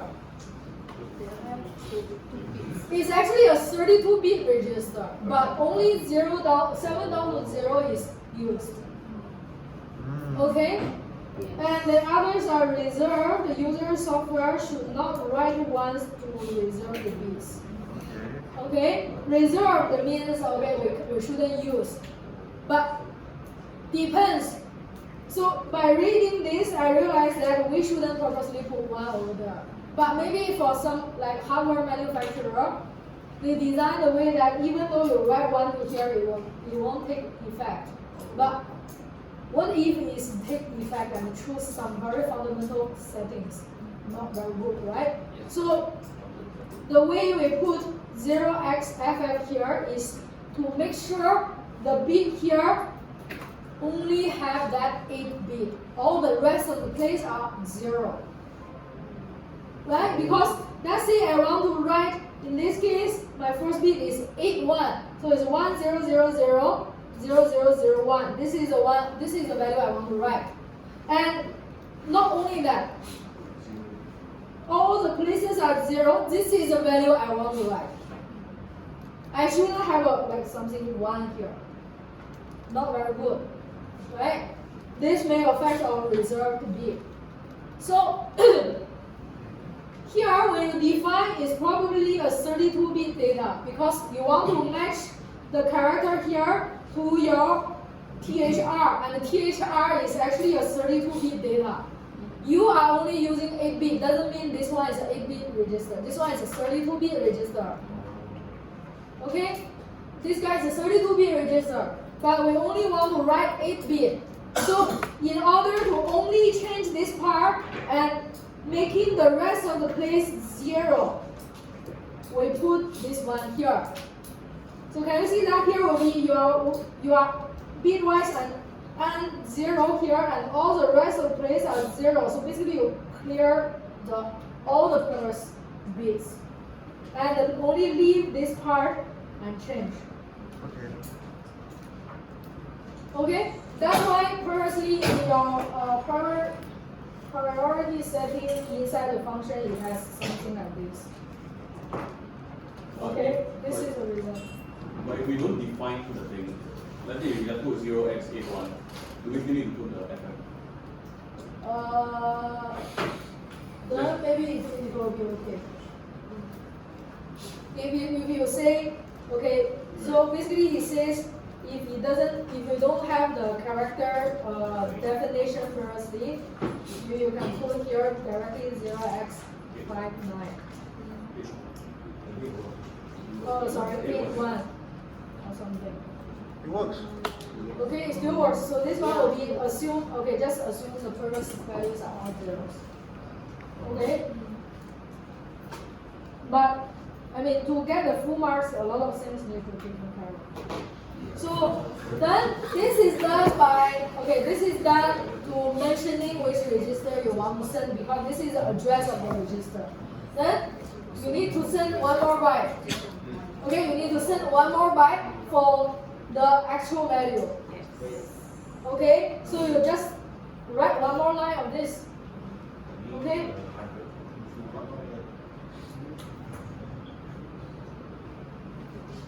Okay, so except this one, you write one more. Okay, LPC UR 0 THR equals to 0x 59. We need to wait again for the flag first before we write, right? You don't need to in this case. Okay, because here you already checked it is empty, right? So it is empty, and you know that your FIFO can hold 16. Your FIFO can hold 16. So when you put this one, the first byte over there, it is actually directly go from here to here already. It's very fast. And then you can fill in another one to this slot. Okay? So this is, let me see. Yeah. This is question A. How many marks? 8. Okay. Huh? Sorry? When you see there are few steps, firstly you need to understand what to set. Okay, firstly you need to know that you should set up something. And then what to set, how to set, then how to write the code. Okay? Then we are ready to read the data. Then how to read is question B. Okay, you see question B is the main part, is the highest mark here.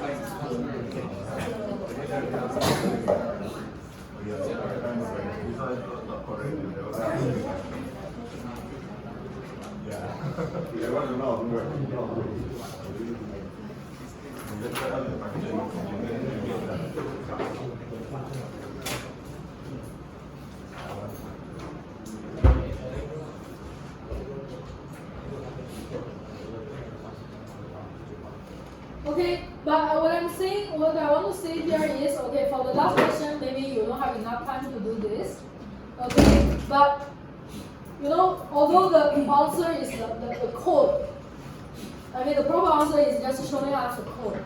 But if you don't have the time to do that, okay, you should show us your flow. Like, at least you write like, if you write like, I need to set the control register value to 0x59, you will give quite a long mark. Okay, but write something over there. Okay, even though you couldn't get to the code, to the step of the code, but still, you know, take some time to figure it out. Okay, this should be the easiest one. If you don't work on this one, means you totally give up this question. Okay. Then B. Once you set it up, how to read the data? It's saying if you create a function with a header this, what should you read? So can you see that? Okay, you read how you read. Okay, the function return is void, means you don't return anything, right? So what's the parameters you pass into the function? You pass the float. Okay, star x AX, what does it mean? Address. Pointer. Pointing to a certain memory location, you call x underscore ECC, right? And then pointer pointing to a slot from y, and pointer pointing to for the yield rate. That is the reason why your function can be void. Because you directly write the data to the memory location. You get what I mean? You have learned assembly, you should get what I mean. So basically, the way here is, when you do this, okay, most probably in your C program, you have defined x underscore ACC, y underscore ACC, and the U rate. Which means you have inside the memory, there's a slot called x underscore ACC, y underscore ACC, and then U rate. Okay? You already defined 3 slots already. Then inside the function should put the correct value to these slots. That's why when you are jumping out of the function, you don't need to manually return anything. Then in your main function, you just read. You just do like printf percentage d x underscore ACC. You will get the value immediately from the memory. Okay? If you don't pass the pointer, you should manually return the value. Okay? Then how to write this? Now is the way you read the value. So once you have set, okay, once you have set, this is for setting, right? Once you have set the device, you see this is a moment, you should use this register. It's called read request register. Oh. Okay, read request register. So there's a register at address 0x80. So it is a 8-bit register. What's the meaning of 8-bit? 7-bit is always 0. 6 down to 4 is reserved, so it's not in use for this purpose. But then you see B3. If B3 is 1, means you are requesting byte 2 of your rate. Alright. Okay? And if the bit 2 is 1, means you are requesting bit 1 of the yield rate. Okay? This is the way you tell the system what data you are retrieving at this moment. You have basically 3 parameters, totally 4 bytes you need to retrieve. Because X, you have 1 byte, which is 8-bit. Y, you have 1 byte. Okay? Yield rate, you have 2 bytes, because it's totally 12-bit. Okay? And each time, the system can only return 1 byte. Okay? That's why you need, every time before you retrieving the data, you need to tell your system, okay, give me X, give me Y, give me yield rate bit 1, byte 1, yield rate bit byte 2. How to tell is you modify here. Okay? So, how to write? Let's say if I want to get my X value. X. Okay, I mean right here. So the header is somewhere there. Okay, very long. I don't write. Then your code is also very long, but it's actually repeating. So now, again, what is the first? So okay, let's say this is my header, and then let's say step 1 is to ask for X value. How to ask for X value?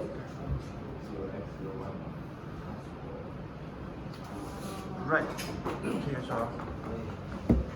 So as I said, in order to ask for X value, you need to inform your system that, okay, I'm looking for X value, right? Which means you need to send something first, right? You need to send, what should you send? You need to, okay, now you are looking for X. 80. So this bit should be 1, right? Yeah. And what about the rest? Should be 0, right? Just don't confuse your system. Okay, you are only looking for 1 data. So you should write this value basically 0, 0, 0, 0, 0, 0, 0, 1 to 0x80, which is the address of this register. Okay, before you retrieving, you need to send. Oh. Before you read, you need to send. Okay? How to send? You have done in the first question. Same. How to send? Before you send, you need to check your FIFO. Right? Yeah. So, how to check the FIFO? That's it now, I do one word, okay? LPC underscore UR 0. What's the register? Line status register, right? Feed 5. Right shift 5 and with 0x01. Okay? Let's say if not this value. What does it mean? Which means if this pin is 0. What's the meaning? If this pin is 0, is your FIFO empty or not empty? Not empty. Okay? You should do nothing. Okay? So basically here will be a wait. If this one is not empty, you will keep staying at this while loop or doing nothing. Okay? Until it's finished, you will go to the next line. Okay, so I just show you another way to write. Previously I used if. So this one is just a do nothing. Okay? Until the FIFO goes empty, you move on to the next line. Right? What should you do? LPC, you write to your THR, right? Yeah. LPC, UR 0, THR equals to what?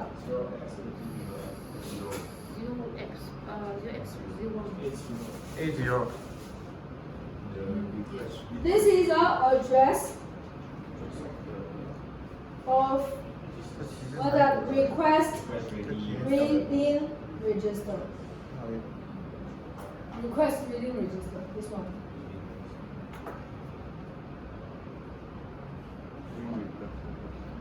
Right, you are talking to that the other party that okay, I'm talking to this particular register. What's the value? What should be the value? You give 1. Right? If you are looking for access. So you have another one. Okay, LPC. Okay.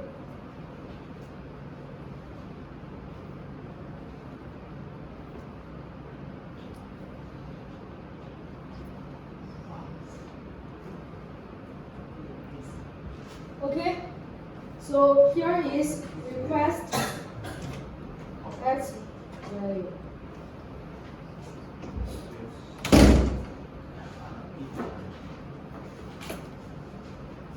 Right? Then now your system is supposed to be able to send back the X value. How you read the X value. Now it becomes you are to read.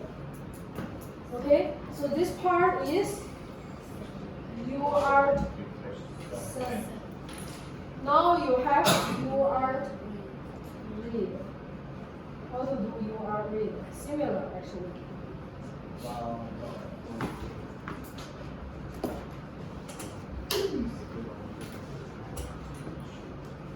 Really? Okay, so how to do you are to read? So similarly, when you are sending, you check THR, right? Transmit holding register. When you are receiving, which register should you look at? RBR, right? Receive buffer register. Because if receive buffer register has something, means your FIFO buffer is holding some unread data. Okay? That's why you can still create a while loop for that.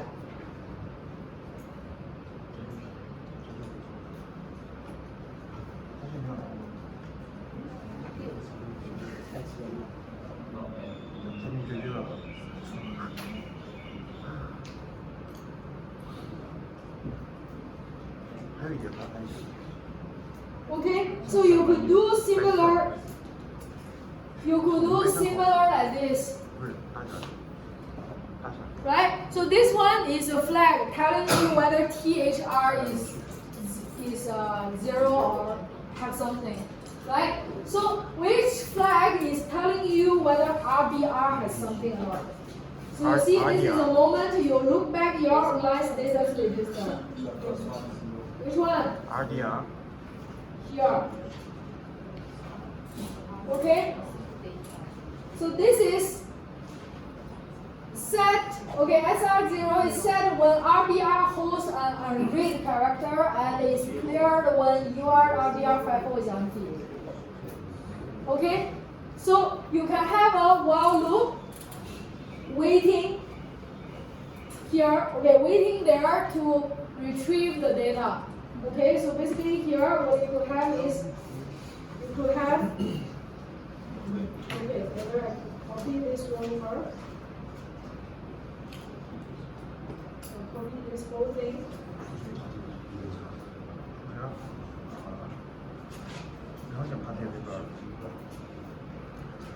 Here, instead of looking B5, you are looking at B0. Okay? And while this one is not means, while this one is 0 means what? Is there anything in RBR? No, right? Means your FIFO is empty. Okay, here is means empty. Buffer. Or no data is received yet. Right? Then what should you do? You should do nothing because you need to wait. Nothing came yet. Okay? So you should do nothing. Then until this one becomes 1, you move to the next line immediately. Right? So when you move to the next line, it means there's already something inside the RBR. Okay? Otherwise you will keep staying in the while loop. Right? So when I'm here means the data is already reached, is already arrived. Okay, then what should you do? Where is your data? Data is RBR. RBR, right? So how to read RBR is, okay, similar like this, right? Similar like this. But instead of THR, you have RBR.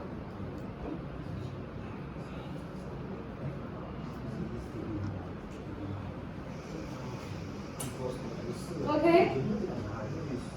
If it's RBR, the data is over there. But, okay, look at your RBR. Here's your RBR.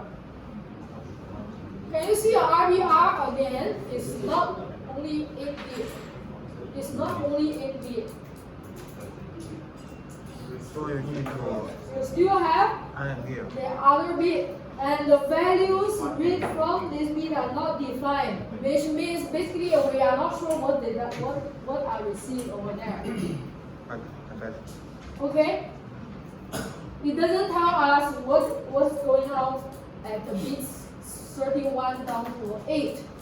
It could be any number. Okay, it doesn't say that here is always 0. So what should you do? When you read out the entire 32 bit, you only care about the last 8 bit. Then how to get rid of the previous ones? How to get rid of the previous ones? Bitwise and or and, right? At this moment you don't have the problem here. And with, okay? So like this, you get rid of all the other bits and only leave the last 8 bits. And then, what is this value now? It's not done yet. It's not done yet. What do we have read here? Remember, this is our digital data. 1010, only 1 and zeros. But what you want to read is an analog value, okay? Maybe 2.2 millimeter per second square, right? You want an analog value. So now this is the moment you should translate your binary number to the actual meters reading. Okay? How to translate? You need to record just now the ruler thing, okay? The ruler.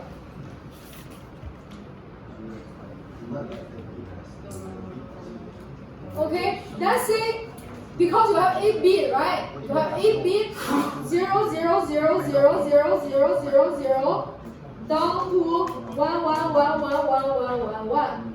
And you are using this range for what value? Remember your decision made just now? Here, you are measuring using plus or minus 20 millimeter per square, okay, per second square. So basically here, this is a range 40 millimeter per second square. And now the value, okay, so far up to here, what do you get? What you get is one of the binary number, okay? Maybe 1 0 1 1 0 0 1 1. Okay, you get this binary number. Then what is this binary number for the actual accelerometers reading? You see, you need to translate it back. Because why I want to do that? Because if you look at your header, this should be a float number. This is not binary, okay? It should be a float number. This is also float. This is also float. So you need to do the reverse translation for all these 3 parameters. How to do that?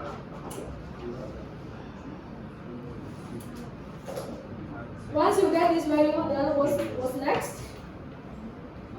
It should be this translation is not that difficult, okay? Just one more step. I know you get tired at this moment. Okay?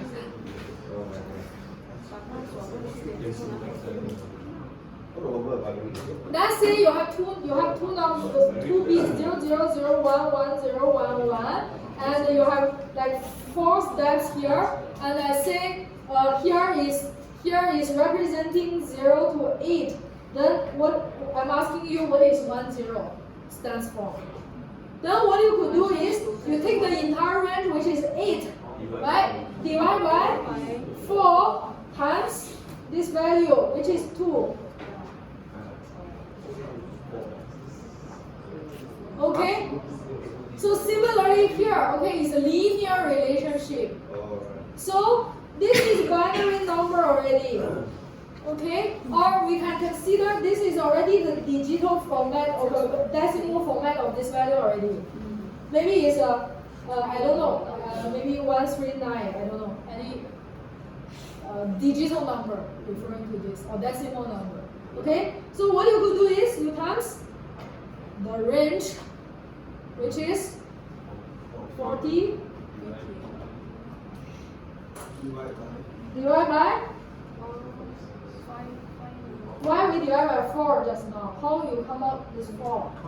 You divide by 4, right? Because it's 2 to the power of 2. Now how many bits do you have? 8. So 2 to the power of 8. That's all. This is decimal number. Oh, sorry, this is float number.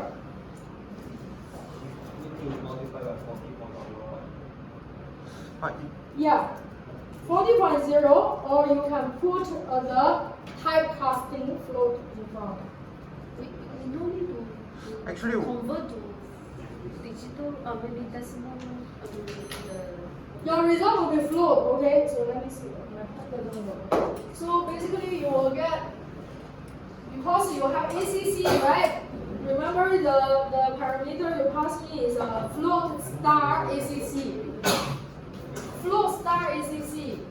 So it's you will get, okay, so the value you will get, okay, you get x ACC star. You have this float.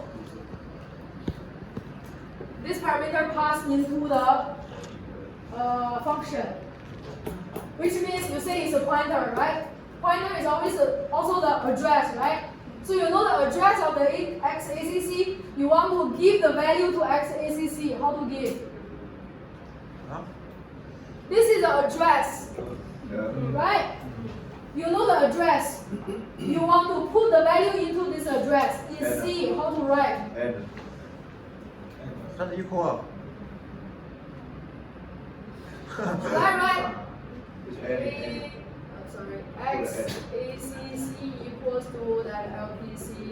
You put a star at the beginning. Zero. Those kind of value. You need something in front, okay? You need star.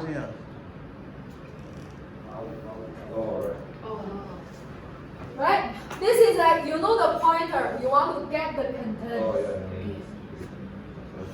Emphasize is you know the data you want to get is address. Then you put n, right? If I say int a equals to 2, you know the value a. But if you want to get the address of the a, you do this. Right? But if you have the pointer p, let's say pointer p, you want to get the content of p, you do star p later on. Okay? So here it will be, okay. So here it will be star x ACC LPC. This one, what's the? Okay, RER and 0xFF. Okay, to get rid of other parts. Okay, and then you could do 40.0 divided by 2 to the power of 8. Or you could do 40, and then here in front you put a float. This is what we call typecasting. Okay, because this guy is a float, this guy is float. I want all the others is a float. But we need the conversion actually. Times 4 here. Is it compulsory or what? This one? Yeah, I know. Yes. Oh. Yes. Because why we give this header? Because we want the final result, right? Which, okay, so all the information here, okay, is already mentioning what type of data we want. We want the final result. This is not the final result. This is the output from the digital IC. But I want the final result. But normally, if let's say for this case, if it is divided by 2 power 8, they will provide a function like a square root function for you. It's like a hint for you to use, right? Square root 2 to the power of 8. What about square root? You need to divide by 2 to the power of 8, right? You can do 256. Our bracket. But this one you calculate using your calculator or You can leave it 2 to the power of 8. You can do 2 to the power of 8 like this, right? In the C. You can write in this way, right? I think need a square root function. Why you need square root? There's no square root. Oh, Square root is no, this. the square root. Power. Power. Power. I mean,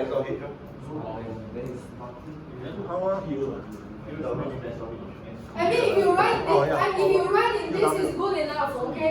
But the master, before the master, black and white is a binary number, then this is the another number. So this one is a binary number. Yeah. And So we need to convert to. no, this one you don't need to convert to because this will already recognize as a binary or let's say if you do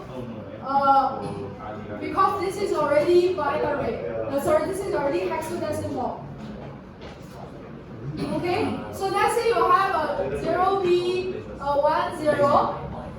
Okay, so this is a binary 1 0. But if you instead use this one as a decimal, it will be recognized as 2. No problem. You don't need to do any conversion for that. Okay? So this is how you get your x, and this is how you. Okay, so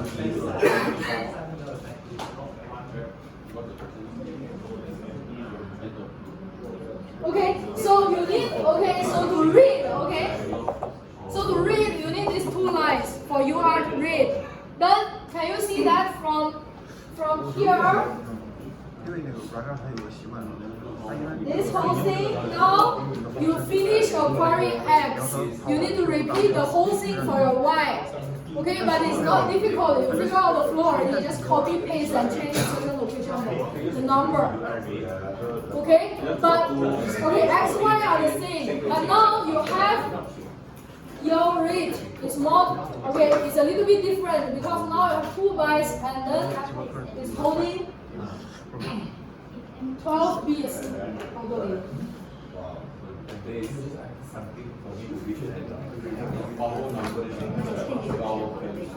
How to do the yield rate?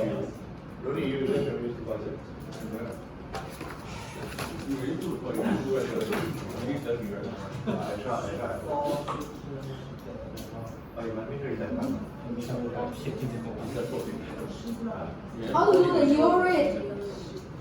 To get the byte, you know already, right? To get the byte, it's already here. Up to here, you get the byte. You can get 2 bytes for your yield rate, so I don't repeat that. But now, the point is how to convert it. For yield rate, you also need to convert. But now, the data is separated into 2 bytes. Imagine you have received the first one. So, I don't repeat the code. You should know which part is repeated for the yield rate. But basically, let's say at the when I'm receiving the first byte, I have yield rate equals to LPC UR 0 RBR and 0XFF. Right? I receive 1 byte.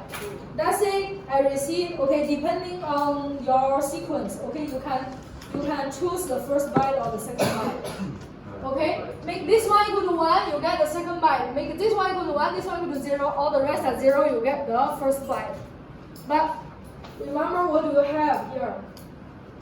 If let's say I'm receiving the, let's say the byte 2, let's say here, I get my byte 2, which is B12, B11 down to B4. Let's say I get this.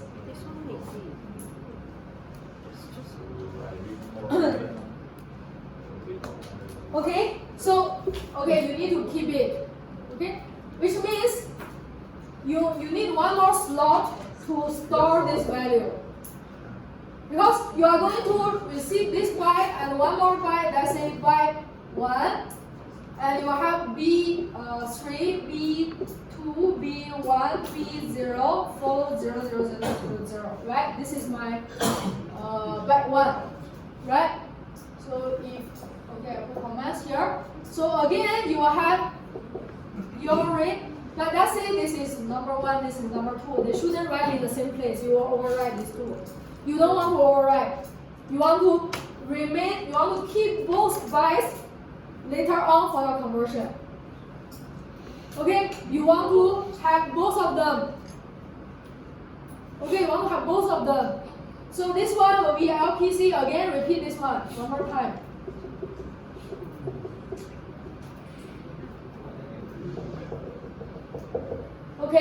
So now what will happen is this one is holding this one. This one is holding this one. How to put them together and convert to the translate to the correct yield rate value.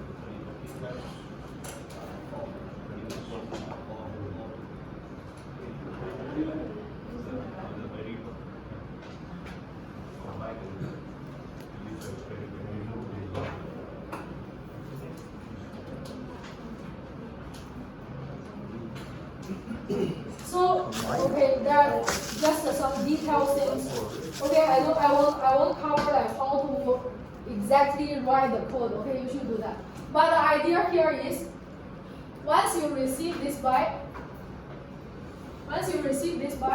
can you see the correct format of your rate should be B, should be B12, B11. Okay, should be B12, B11, B10 down to B4, then B3, B2, B1, B0. This is my entire value. Okay? How to do that? If you know this and this, you can shift this one, right? For example, you read 1, which direction? Shift left, okay? Shift left 4 times. You see, you will get a space for this 4. Then,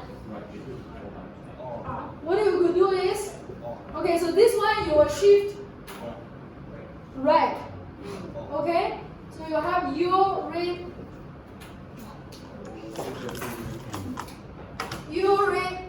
okay, shift right how many times? 4 times up.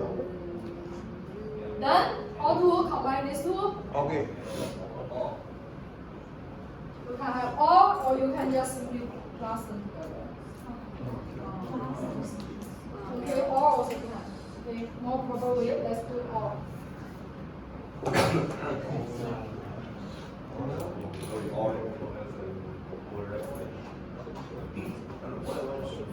And then by this, you get the binary format for your rate.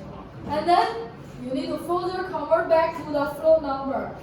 Again, okay, this one should times the range divided by the 12 to the power of total 12. ticks. Correct?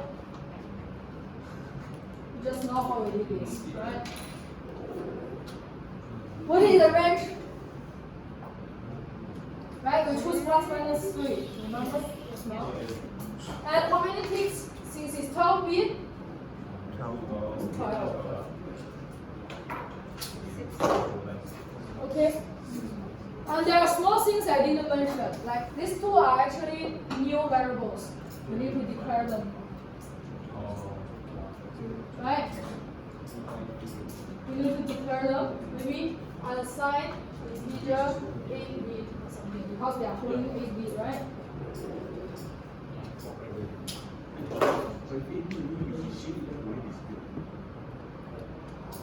Oh yeah, so when you shift, you better keep bigger than that because you are going to shift right, Yeah, shift 60, left. yeah.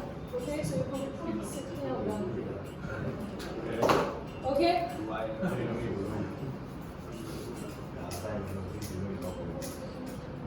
So that is B, okay? The code will be long, but actually, once you figure out the first one, it's easy to for the next two. Okay. Last one, okay, still have one more, still have 5 more marks. Suggest how the interrupt can be used with RPC 1769, including the detailed steps to enable and configure the interrupt. Not only steps related to NV configuration needs to be detailed. This is, okay, this is actually the easiest one. If you don't know how to do A and B, you can directly do C. Because you did this in the lab. How did you enable an interrupt? How did you enable your SW3? Right? So this is basically because, okay, recall the question, there's a threshold value for U rate, which is 1 radius per second. You can enable a pin, let's say inside your system, you have one pin sending to your LPC, which is actually your NVIC. Okay, and if this one has this condition happens, okay, that is greater, sometimes suddenly it's greater than 1 radius per second the speed, okay? It will send 1 to the NVIC. And the NVIC, okay, you can use GPIO interrupt. Right, this is the simplest one. So you use GPIO interrupt to sense this one, to inform your processor that, okay, something happens, and then do what I don't know what's following action it is. But you need to inform your processor. How to do this? You choose one pin, right? GPIO. What pins can be GPIO interrupt? Port 0 and port 2 also, right? You choose one of them, okay? Choose a similar one. You do P2.10. I hope you still remember some pin, okay? P2.10 or P0.4. These two are for the SW3, okay? I mean, it doesn't say there's a one baseboard exactly like ours. You just connect this one to one of these. How to configure? Make this one as GPIO. Make this one as GPIO input. Right? And then choose what else you need to do. When you enable it, what registers are involved into this? Do you still remember you have enable falling edge? You have also enable rising edge. You need to choose one of them. And then you enable your EINT. Okay? And then how to detect it? You do static F or R. Right? You sense that. FIO, let's say you choose 2. Right? Right? I mean, you don't need to write the code, but you need to mention the step. Like that, first choose a pin. Choose a pin and set, let's say, rising edge. And then enable EINT3. Okay, choose this one, right? Choose this pin. Okay, set to GPIO input. Right? And then set the rising edge to enable your interrupt. And then enable the interrupt. Right? And then inside the handler, you sense the status rising edge. If there's a rising edge from this particular pin, okay, you do whatever you need to do. After that, you clear it using EN clear register. This is the entire flow. Right?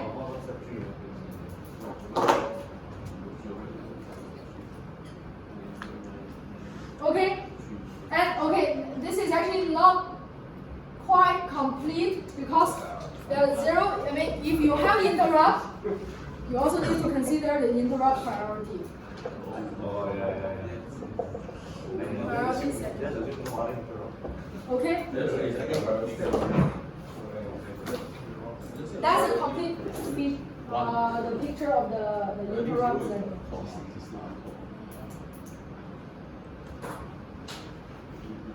Okay? But basically these 5 marks you should at least get like 3 or 4 of them right. So don't give me 0 up for the last question. Try to write something. Write something meaningful. Okay? But this module 30 marks can pass or not? I mean 30 out of 100 can pass or not? I can't tell you, okay, then everyone got 60, then you will fail. You should ask your classmates how much they can get, then you know how much you can. But I heard there's a minimum marks set by the union that you need that I need meet 30 or 20. I don't know. Is it okay? So question 4 is always this format. Okay, applying something. If you look at this one also. Oh. This one as well. Okay, this is academic years 2017 to 2018 semester 2. Okay, so like 1 year ago. 1.5 years ago. And then this one as well. You can see it's pretty long. Okay, and then the question is, but what I'm saying is, don't waste time to read them line by line, okay? roughly read through and just get a rough idea what's happening. And then you have the idea like which part is easier, you can start write something. But if let's say you still have like 1 hour or like half an hour for this question, then you can like try to read a full marks for this. Is this okay? So okay, so next Thursday we still have one more clinic during the in the lecture theater. So we will have